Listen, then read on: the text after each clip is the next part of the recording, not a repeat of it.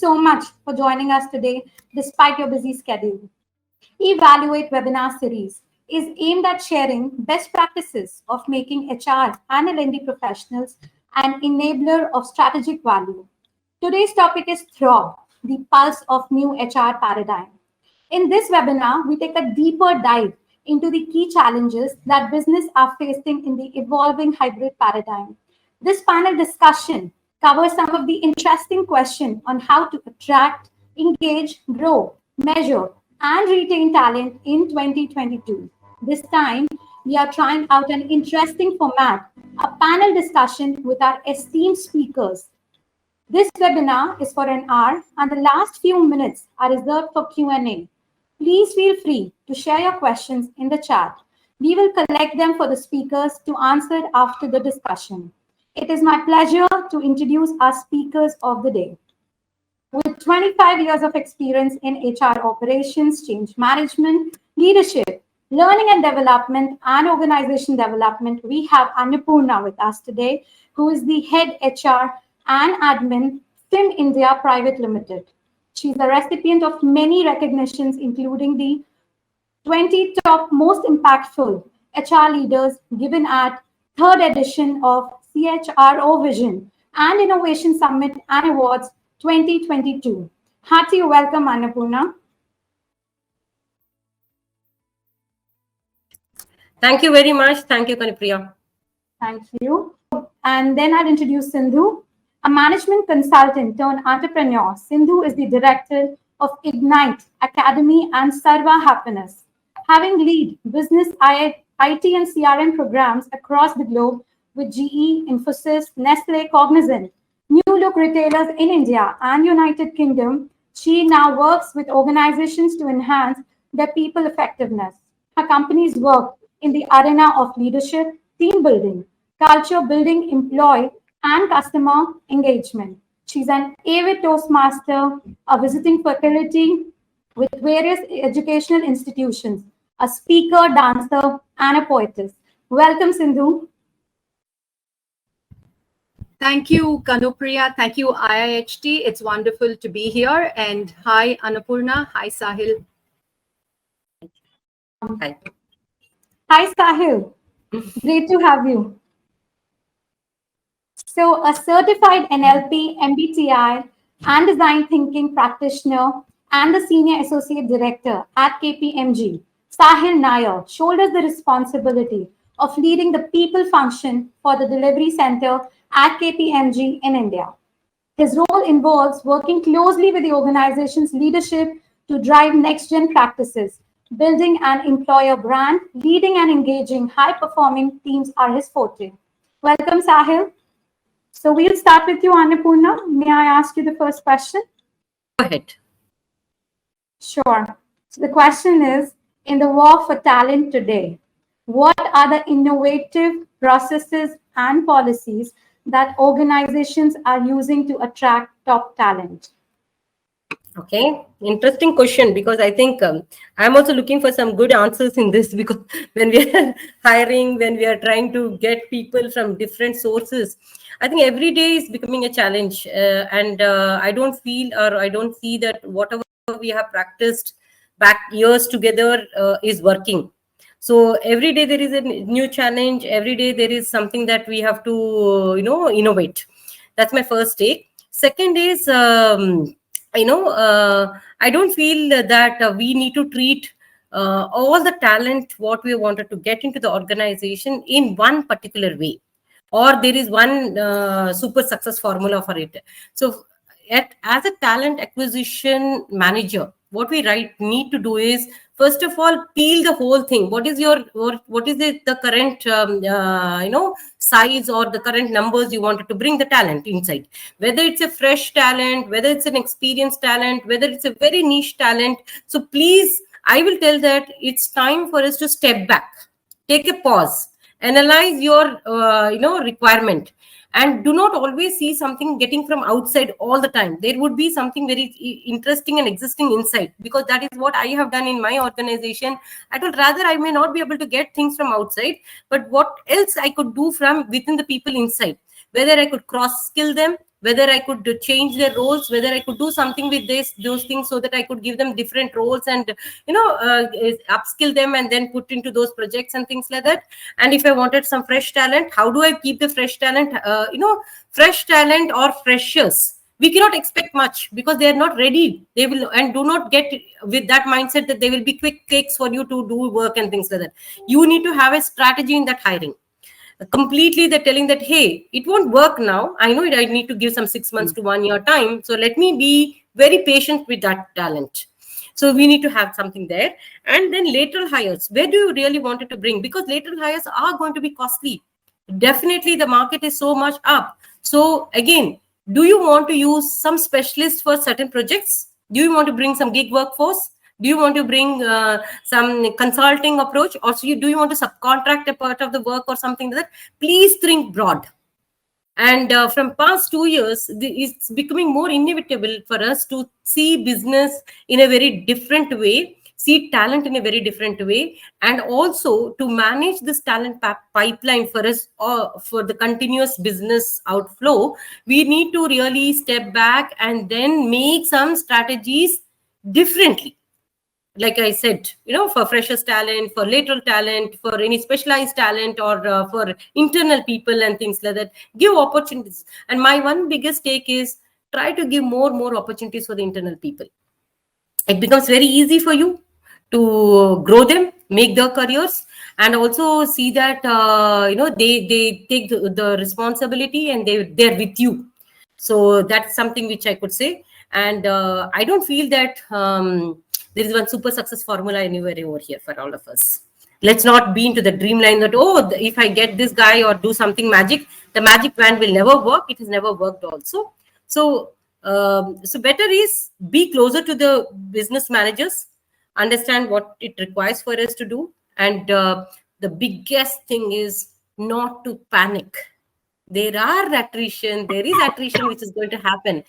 As a talent acquisition manager or a HR or a CHR or whatever it is, if you panic, nothing is going to happen.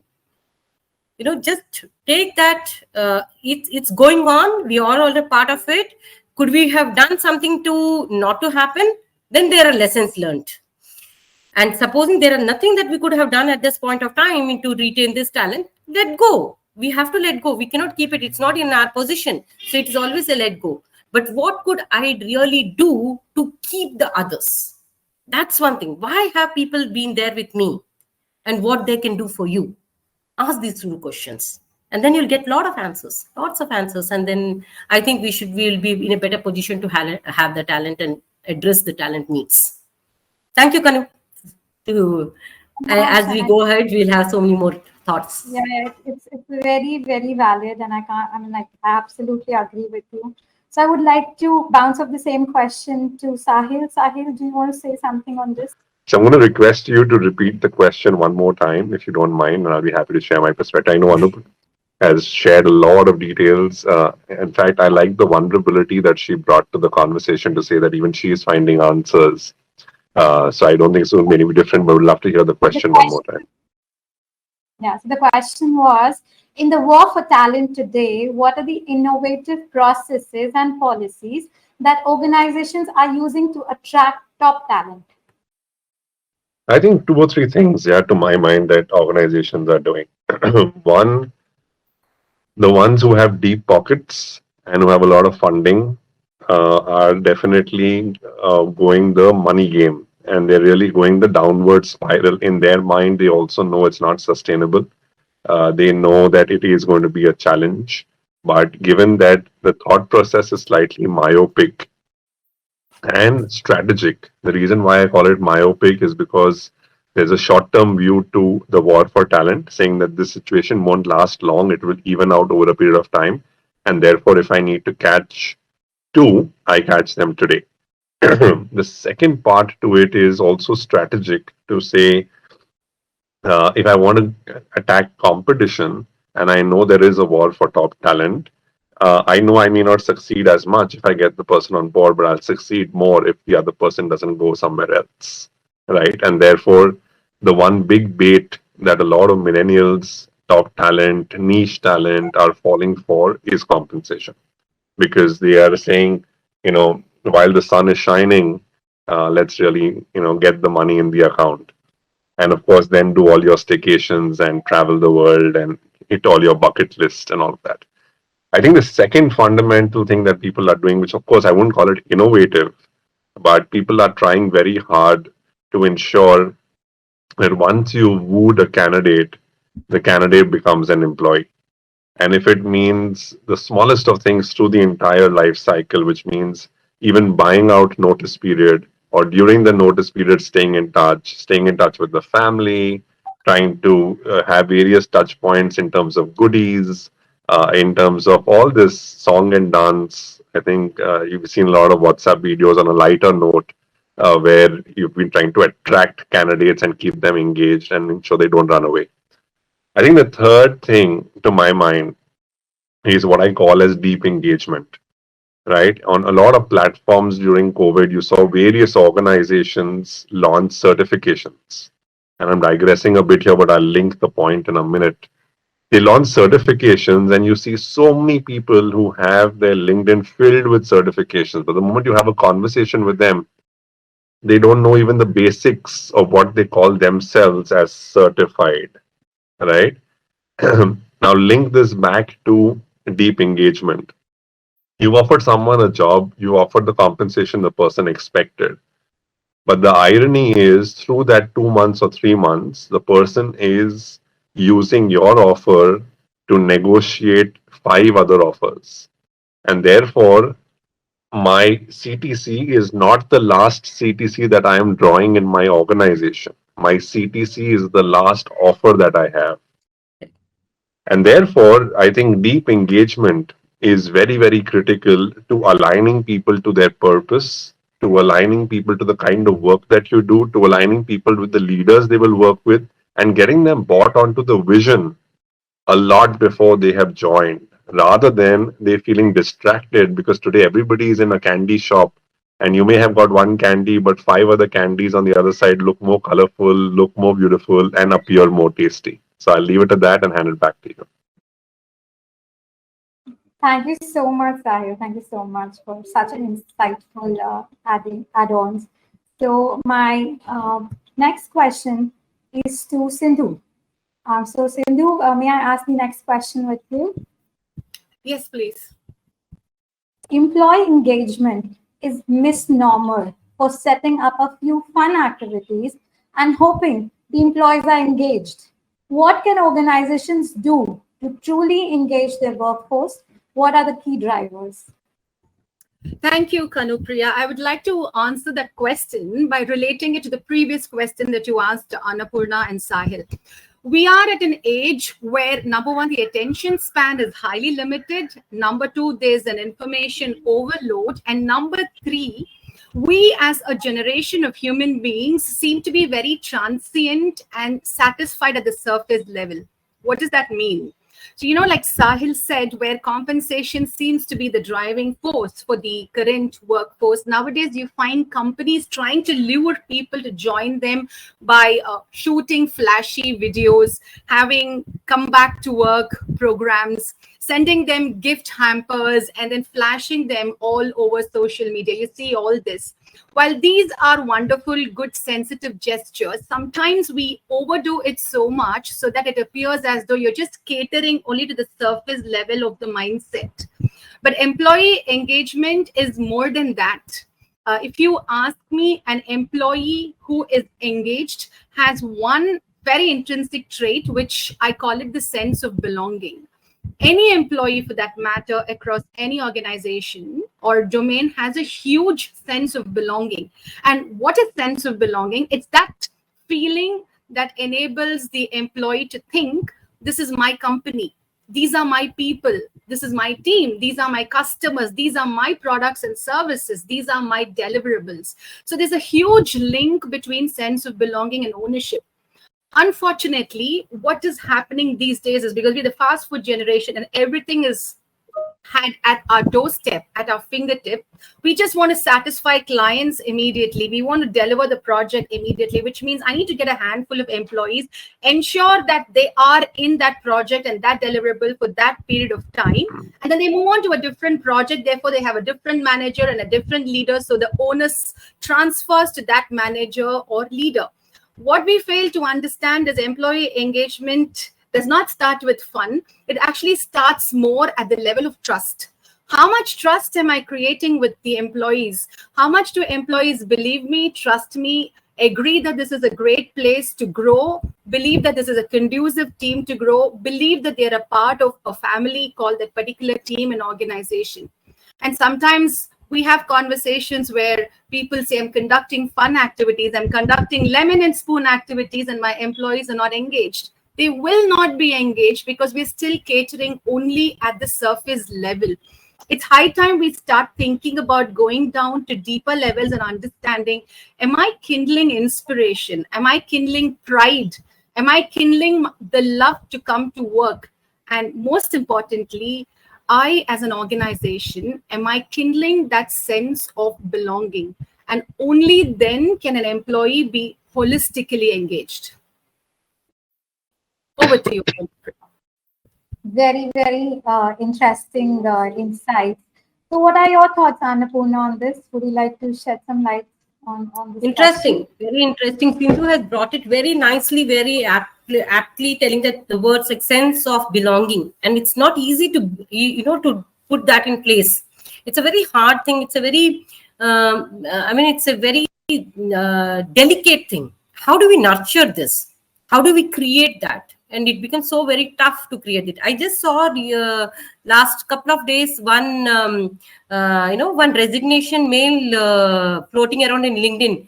Dear Harsha or something, maza nahi aa raha hai. Kya hai? Maza nahi aa raha hai. What is that does that mean? It is not that creating lemon and spoon and rangoli activities. Not at all. That kick is not there. The josh is not there. I'm not able to connect. I'm not able to belong. I'm not able to be a part of it. I don't know. That the trust factor is going off down. The belief factor is going off down. That knitting is not there. Has COVID contributed to it? Very well, it has contributed to it. Do we have answers because we knew how to handle this crisis? No, we all don't have answers to it because we have never seen a pandemic or an epidemic so much that we could have handled these situations. Everything went online. People didn't know how to manage emotions, manage remote working, and so much of stress has been built either at homes or at office spaces. So all of us were like, trying to figure out solutions. In the meantime, as we adjusted to the whole of this COVID pandemic and physical wellness and things like that, immediately this hit of talent has come. Maybe because some openings have happened, maybe some investments have happened in India, whatsoever the big reason is, or we would have not envisaged much in ahead. So all this contributed for us to another jolt. I would say HR is seeing two COVID waves. One, the real COVID pandemic and the pandemic of the talent. How do we really work with this pandemic? What is really needed for this? And again, there are no answers. No, injections or no boosters are readily available for this also. We are all creating boosters for this. One upon another, and figuring out, okay, will this work? Will this not work? And all. Of course, I'm not demeaning any of the employee engagement activities or the fun activities. Fun activities are required. People are required to have fun at workplaces. They need to come. They need to enjoy that space a little bit, mingle with the people and things like that, and which has not been possible. So digitally also organizations have organized multiple activities like this so that people are there. They just chill out. They just come out of their routines and things like that, including their families and things like that. However, that's only a small delta in the whole of the big thing. People really want that. Maza kyun nahi aa raha hai? Kyun nahi main yahan pe? Why am I not being able to get that sense of belongingness? Now, for that, if you delayer all this, the trust, the belief, the engagement, the relationship, how is it the organization is giving them career growth? How is it's taking care? Today, what I figured out is smallest to smallest information when it is coming from an employee, it cannot be ignored. Either you have observed it, or the talent has, or the employee has expressed it. Don't ignore. Please keep your watch on what your employee is trying to inform you. And it need not be HR or talent managers or something. You as a manager, the immediate line manager, you are the best person to know everything about the person who is working under you. The person says, I'm sick. Please don't stop at that. Ask 5 questions there. If the person says, my spouse is not keeping well, go ahead. It doesn't waste your time. 5 minutes you spend, that person becomes productive for the whole day. But if you don't spend that 5 minutes with that person, the person is totally demotivated. He tells, my manager doesn't even bother when I'm telling such an important thing. I want to work from home today because we are calling back people, and the person says that, hey, look, my wife is not keeping well, or I have to drop my child to the school. Probably earlier it was very normal, common and things like that. But today maybe it's a very uncommon thing which has become. Just become little sensitive. Ask it. But again, be alert whether things are beyond the control or within the control. So that as an immediate manager, you have the entire availability of the resource with you to know what's happening with the resource. Don't come in the end and tell that, hey, this resource is a write-off. He or she cannot be a write-off. He or she would have given you enough data points before it's a write-off. So please be watchful of that. Engaging at a very earlier stage, addressing things at a very earlier stage, and being with them. And not that you physically be with them. Showcasing the concern. Being with them means literally being with them. That's important. That's quite important for us to do those things. Maybe is it something a call for more amount of action from our side? Sometimes it may be. So be it. So be it. But try to do that. So it's very far away from using the word called empathy. It's very much abused. But I'm so sorry. Corporate empathy is far beyond really the empathy word itself. It's very used very commonly, but even sympathy also sometimes doesn't float. So let's try to be with the people. Be in the moment with that person. Just even if you're saying, oh, okay, something happened, something person has told, just don't fake it around that the person knows that you have faked it so much that he doesn't want your sympathy or empathy or pity at all. So this is my take, Anupriya. I think a long way to go with our engagement process. We need to really, again, restructure, rebuild, reconstruct, and get that back with the people by telling that, yes, there is the sense of belongingness to be created, and it's to be nurtured from all leaders. Quite interesting thoughts, Annapurna. So my next question is to Sahil. Sahil, my next question is to you. How can organizations effectively map skill gaps of employees and showcase value in learning opportunities to the employee? Am I audible, Sahil? Yeah, loud and clear. Thank you. I think before I come to your question, I think it's imperative for us to spend some time on what Sindhu and Anup also said. You know, Sindhu spoke about some very nice words like trust, ownership, belongingness, and I was attentively listening to Annapurna as well.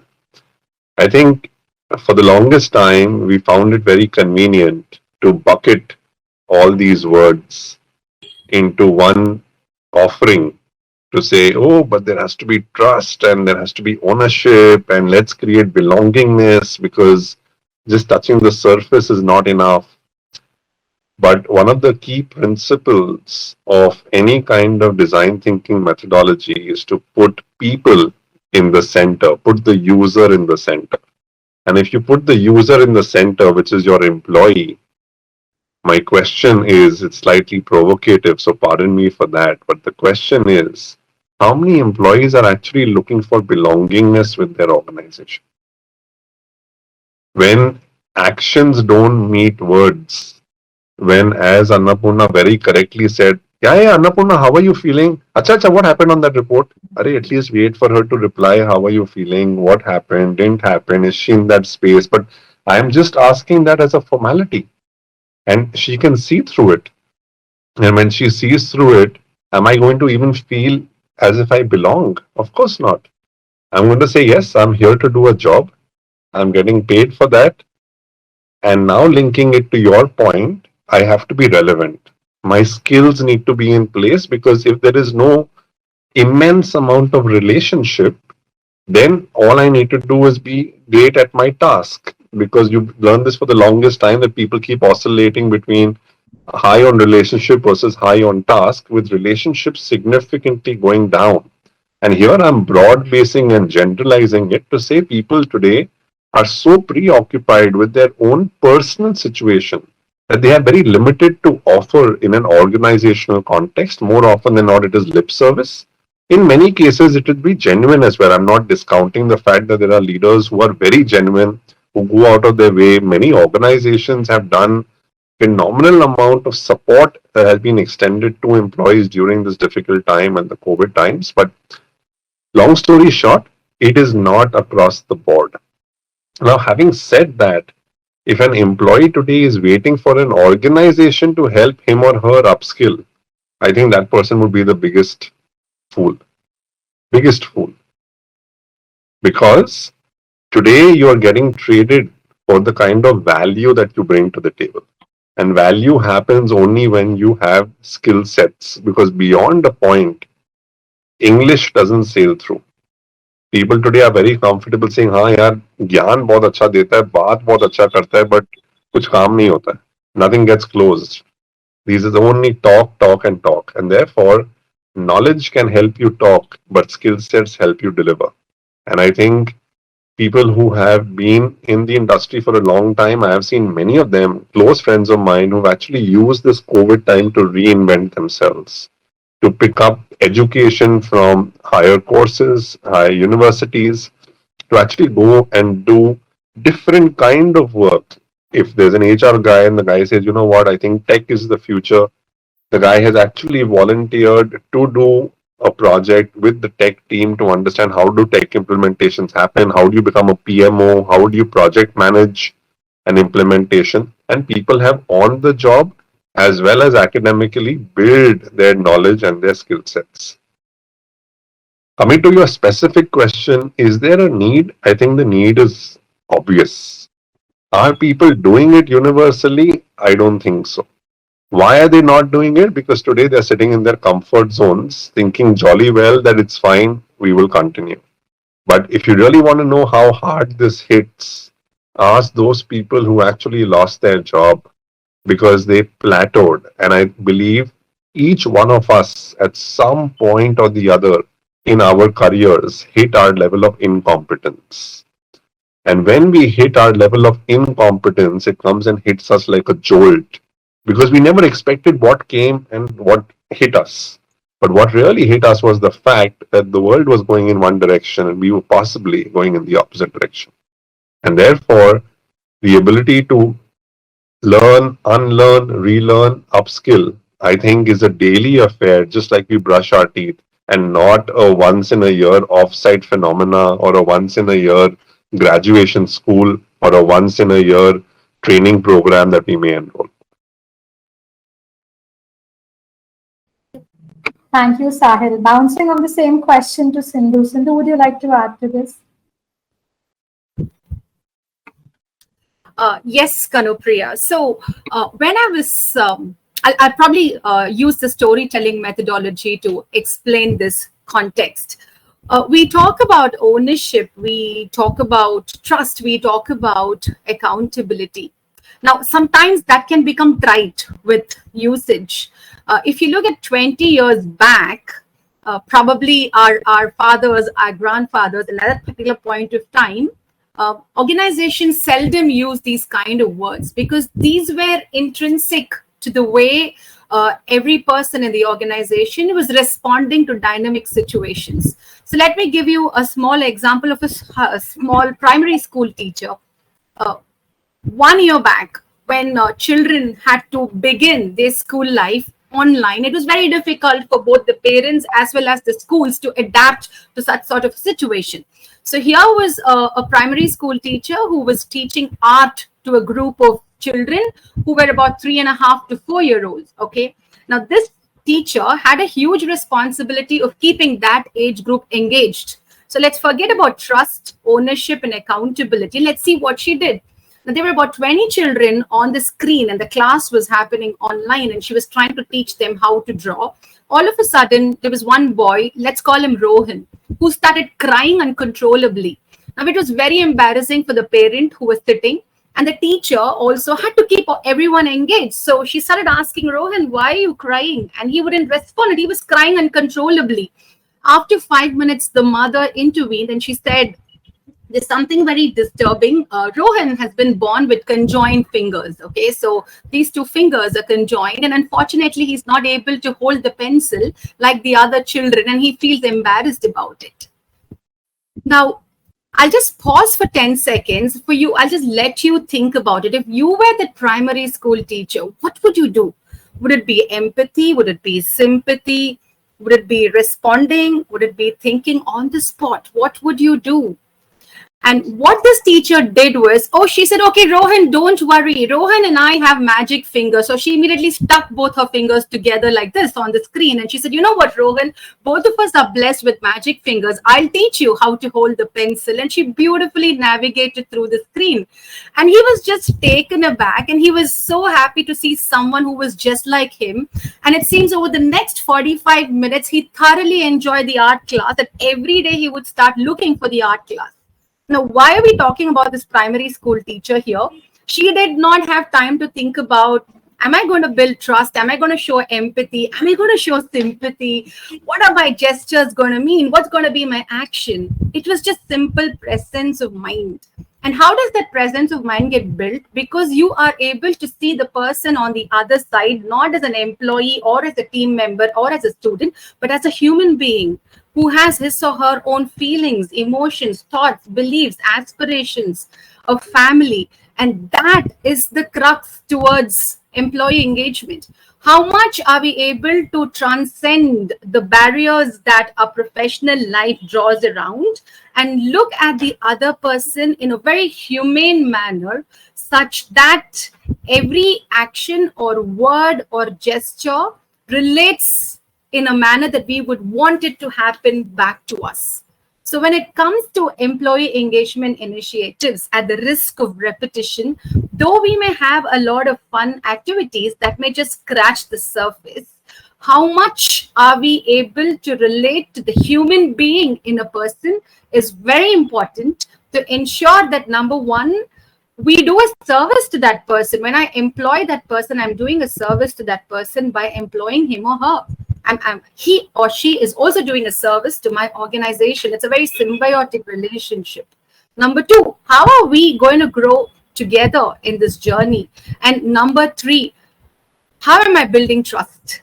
And I believe this should be the crux of any recruitment process, even an exit interview and any employee engagement initiative.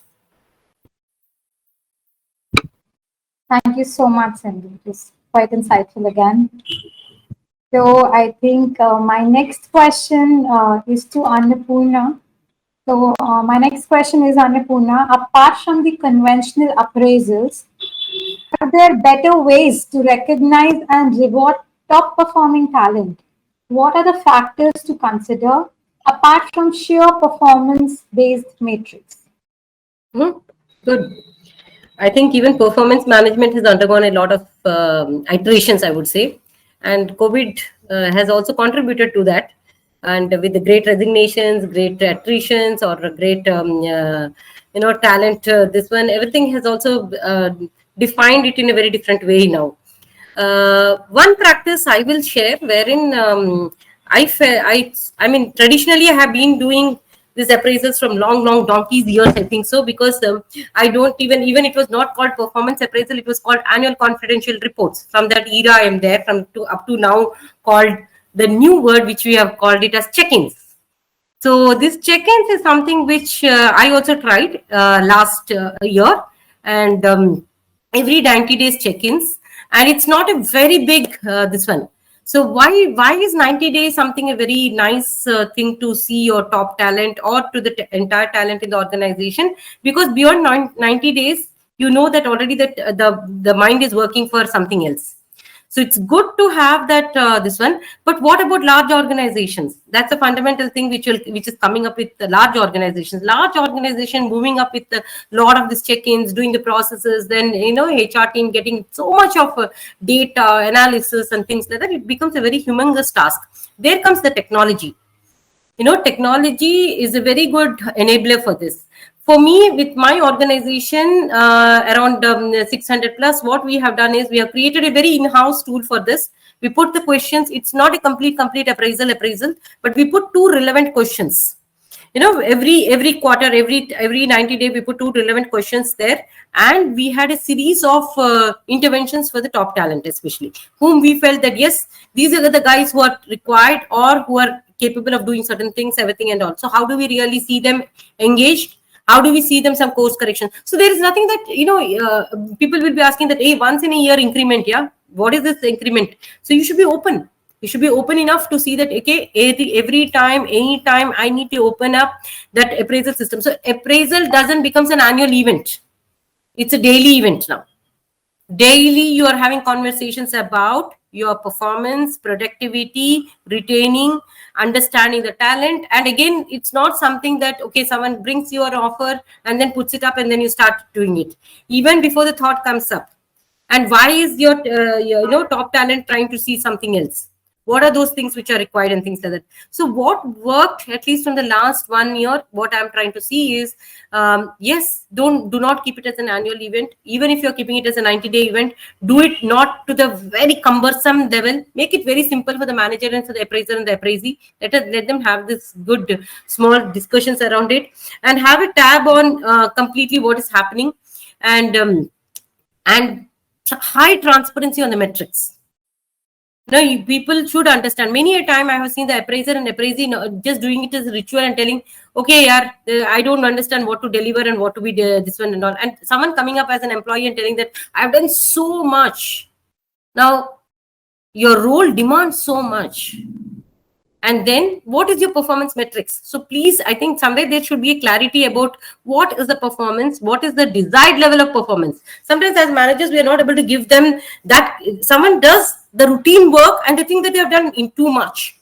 So I think there is a clear-cut levels to define what is just enough for the role, what is above that, and what is beyond that.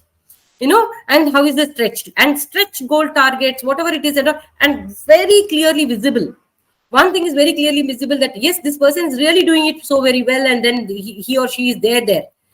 So these are, and today we need not keep it in closed rooms. We need to publish it. We need to tell that, yes, these are the guys who are really doing pretty well. And that's why they're getting more and more rewarded and things like that. So this is also getting evolved, I would say. This process is also getting evolved. We are also testing a lot of tools and techniques over here. But having said that, I have seen that technology becomes a great enabler. And in the meantime, just not leave it to technology alone. Because again, it is appraisal. Again, it is sentiment. Again, it is something which man is required. Man's face is required. It's not that, okay, ticking off on the last day when we give them a ultimatum, but it, okay, tomorrow we need to finish off everything. That overnight, some manager sits and completes some 50 appraisals. Sorry, that's not the way we want it to be done.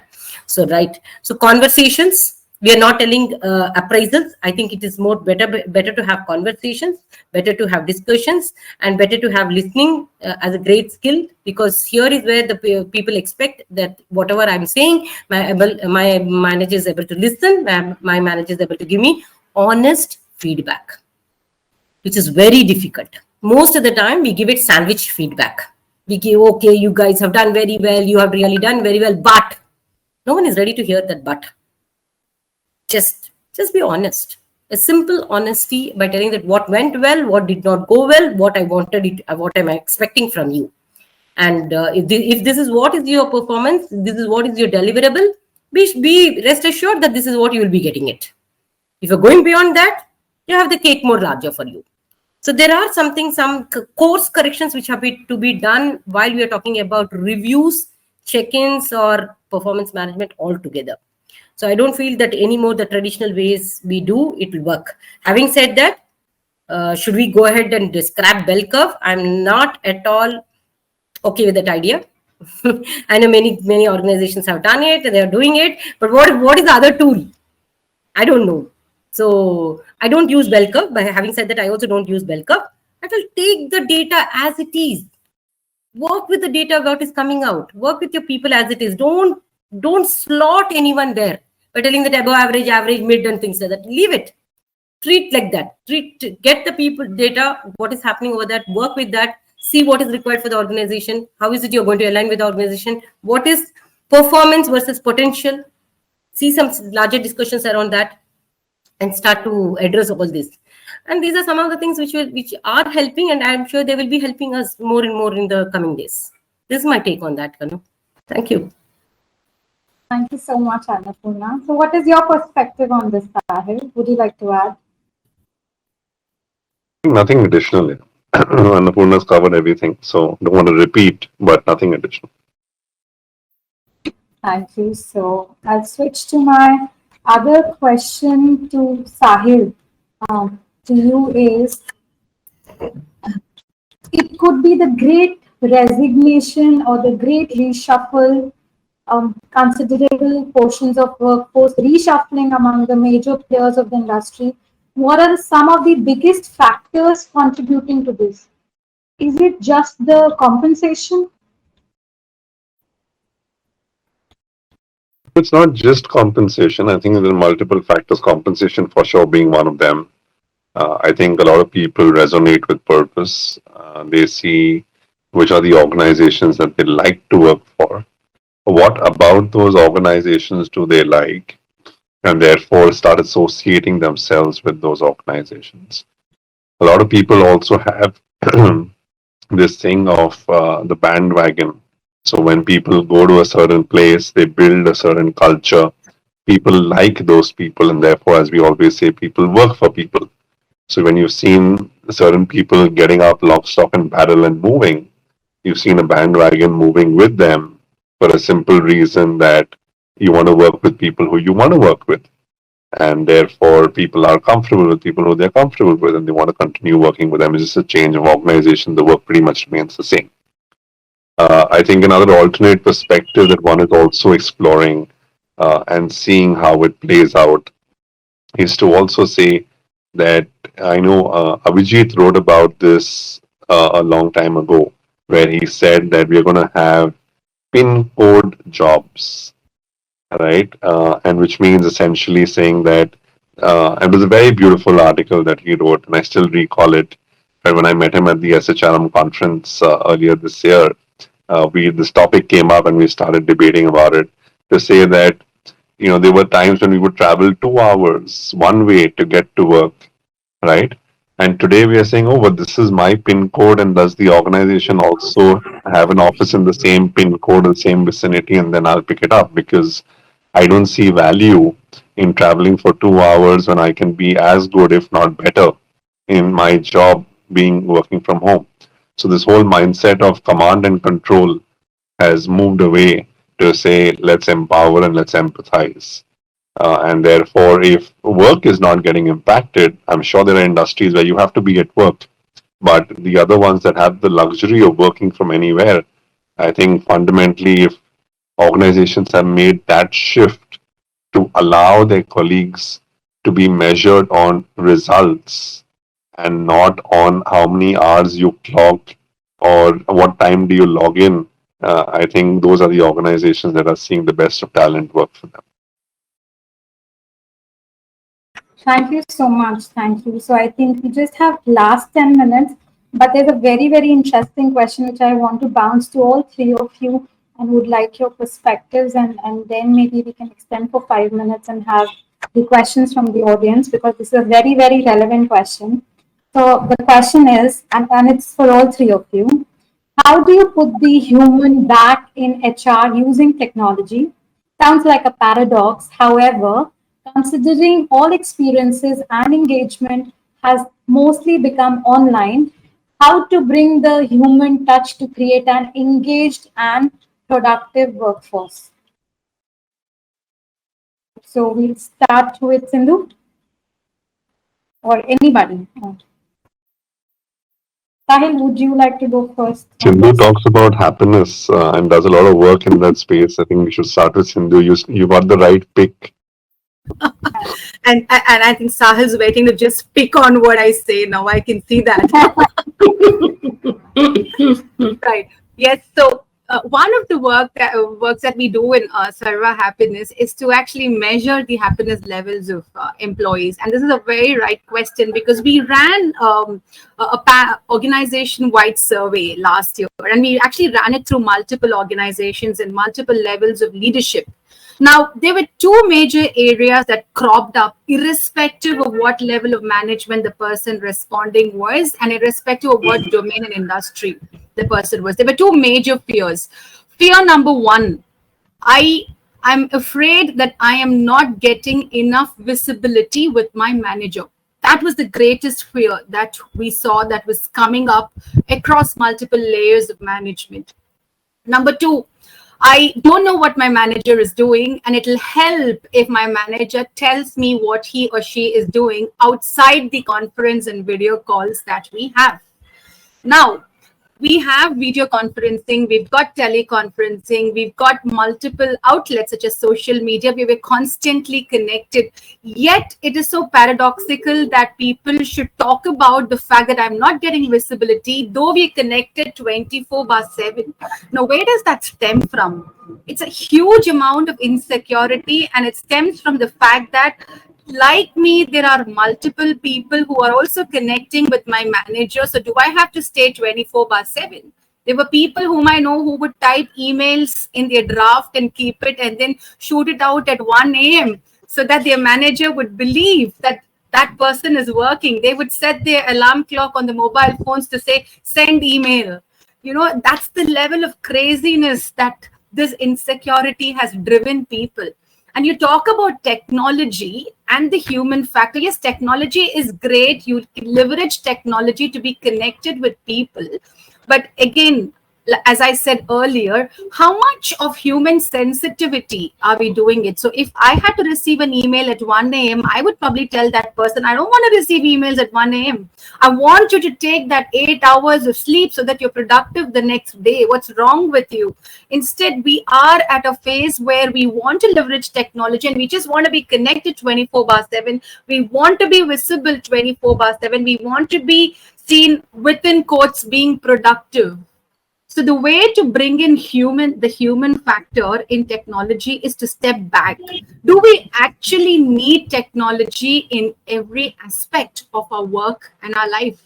Can we do without technology in certain areas? For example, if I want to have a one-to-one, can I do it without technology? Can I just take that person out for coffee and talk to him or her? Do I actually have to do it via WhatsApp? Or number two, can I just pick up the phone call and speak with that person? Do I actually have to have everything automated? Let me give you another example. When we were running the survey for an organization, and I think there were about 800 employees in that organization, and we wanted to understand what are the happiness levels of the organization. There was an automated email that was sent by the HR to all the employees asking them to fill up a happiness form. And my team was sitting here wondering what's happening. We're not getting any responses. And at the end of the day, we got one response. So we had a call with the HR in that organization, and we asked them, what sort of email did you send out to people? Because we've just received one response. And so they gave us this tailor-made template, which went out from that HR email box. And even the signature, it was not personalized. It just said HR. So we customized an email, and we told that person, send it from your email ID and sign it off, sign it as yourself. And the moment she did that, in the next 60 minutes, we received about 135 responses. And at the end of the day, I think we had about 400 responses from the organization. So people are looking for personal connection. People want people to talk to them, to relate with them, to emote with them, to laugh, to cry, to cheer. I mean, they just want that human factor in them. And that is where we will have to leverage technology and see how can I be more human and connected with the person rather than automating everything. Because the crux of happiness is something that I always say, which Helen Keller says, the most beautiful things in life are those that cannot be seen or touched. They can only be felt with the heart. what feelings or emotions are we kindling with people around us such that it just makes them feel valued and stay on with the organization? Thank you so much. I really wanted to ask these two questions, same from Annapurna and Sahil, but there's one last question from the audience, and I would really want at least one of the audience questions to be taken. So this question is for Sahil. I'm reading out. Quoting your thoughts, that was make a candidate your employee from the time they get offered. How could we engage them more, keeping regular email, videos or goodies aside? What should be the talking points on call and what should be the right intervals when the candidate could be touched based upon? This question is to you, Sahil. Over to you. I think a very, very granular question, and I'm happy that people are getting to this level of transactional details because the devil is always in the details. I think for the longest time, you may find it very difficult. And you've done this where during the notice period, you get the performance manager or a business leader or an HR person to talk to the guy and do a catch up over coffee, virtual coffee, and all of that jazz, right? And the guy is thinking beyond the point. Hi, hello, how are you? What are you doing? How's life? Okay, you're serving a notice period. People find it difficult to talk. They just don't know what to talk beyond the point because ठीक है आएगा तो काम करेगा but जब तक नहीं आया है you're also constrained to seeing how much can you disclose about the organization, how much you can't disclose, this, that, and the other. I think three of the things have worked very well. One, getting the person updated, which is information sharing about what is happening in the organization so the person feels involved. Number two, taking the opinion of the person or suggestions from the individual of saying, if you were in here, I'm struggling with this or I'm thinking it in my head. What are your thoughts? What do you think I can do in a situation like this? So, what you're doing is you're already making the person part of your decision making process even before the person has joined. Number three, you can actually talk about projects that are underway. And by the time the person joins, what is it that you're plotting as a project for the person and give that person a background on that. So the person automatically gets into the groove, starts thinking, understands the challenges in your ecosystem. And what we typically call as a honeymoon period once a person joins a company that can significantly reduce because imagine if I'm talking to you about 5 leaders and you join the organization, you already know their names. Then when you meet them, all you're doing is just putting a face to a name. But you're not spending time understanding the structure, you're not spending time understanding the leaders, you're not spending time understanding the problem because that's something you've already got clued in way before joining in. So I think that is one big piece. The second big piece is to look at what are the needs of this individual. What are the things that makes this person happy? And what can you do to build what I call as the Feviquick moment? And you can have multiple such Feviquick moments to really say touch point so that the stickiness factor remains intact. Now, there is no SOP for this, there is no manual for this. This only when you connect with the individual, you'll exactly know what are the priorities of the person, how much the person's opening up. Are you really connecting with a pair of hands or are you connecting with the heart? The moment you connect with the heart, you'll automatically find moments of truth or moments that matter where you can create an impact. So these are some of the thoughts that I have, and I think this is going to be very customized, very personalized, and not something which is just a standard email that goes out saying 3 days for you to join, or an automated email saying, dear Kanu, wish you a very happy birthday. And at the bottom saying, please do not reply to this email, it's going to a functional mailbox. Ironic, right? So you can't have such things happening. Actually, there's so many questions and it's still not enough. I wish we had more time at hand, but I think it's already 5. We have overshot. So on behalf of Yaksha, I would like to thank Annapurna, Sahil and Sindhu for such an interactive and meaningful discussion. Thank you so much, guys. Your insights on the new HR paradigm really brought out the value in this eVALUate series. Thanks to each one of you for your participation today. We look forward to your presence in the future webinars of the eValuate series. Stay tuned to Yaksha social media for more updates on the upcoming webinars and more. You will receive an email from Yaksha within a day or two with a link to view our recording of today's webinar. Once again, thank you so much for joining us today and have a great evening. Thank you, Sahil, Sindhu, Annapurna. Trust me, I think I really wanted to stay back for an hour or more still to have so many. I had so many questions also from the audience, but I think we'll figure out a way and I think we'll have them answered by all the panelists and we'll email them to you. Thank you so much for Sure. this You've today. been a wonderful moderator. Thank you so much for all the Thank questions. you. All the best. Bye. Thank you, Annapurna. Thank you. Thank you, Sindhu, for joining. Thank you, Sindhu. Thank you, Sahil and Kanu. Yes, you did a great job. Thank you. Thank you so much. Thank you.